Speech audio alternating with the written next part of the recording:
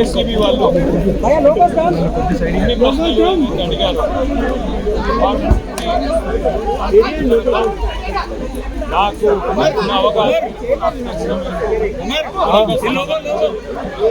వారికి విచారణకు సహకరించాను. వారు మళ్ళీ ఎన్నిసార్లు పిలిచినా అప్పుడు పిలిచినా తప్పకుండా తిరిగి వస్తారని కూడా చెప్పారు. అదే మాదిరిగా కేసు పెట్టారో ఇదొక చెత్త కేసు, ఇందులో విషయమే లేదు, మీరు అసలు ఏం చేస్తున్నారో కూడా ప్రభుత్వ ఒత్తిడిలో తెలియదు. దాంతో పాటు ఒక మాట కూడా పొలిటికల్ కేసు పెట్టి దీనివల్ల ఏదో సాధిస్తానని రేవంత్ రెడ్డి అనుకుంటే మాత్రమే అవుతుంది అనే మాట కూడా చెప్పాను. కానీ విచారణకు మీరు ఎప్పుడు పిలిచినా ఎన్నిసార్లు పిలిచినా వచ్చి పూర్తి స్థాయిలో సహకరిస్తాను అనే మాట కూడా వారికి చెప్పాను. మరి వారు మళ్ళీ ఎప్పుడు పిలుస్తారో తెలియదు.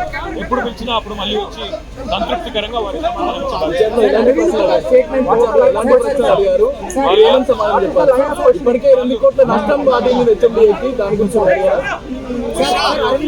వాళ్ళు పాపం రేవంత్ రెడ్డి రాసిన 4-5 ప్రశ్నలు పట్టుకొని ఆ 4-5 ప్రశ్నలే 40 రకాలుగా అడిగారు. కొత్తగా అడిగింది ఏమి లేదు, కొత్తది ఒకటి కూడా లేదు. ఇందులో నేను అడిగింది ఒకటే, వాళ్ళు పైసలు ఇక్కడికి వెళ్ళి పంపించినామని చెప్తున్నా, అక్కడ పైసలు ఉన్నాయని వాళ్ళు చెప్తున్నారు.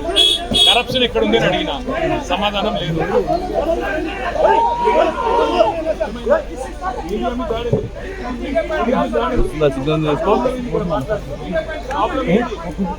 కట్ అయిపోయింది కాదు నాకు పడేసి కేటీఆర్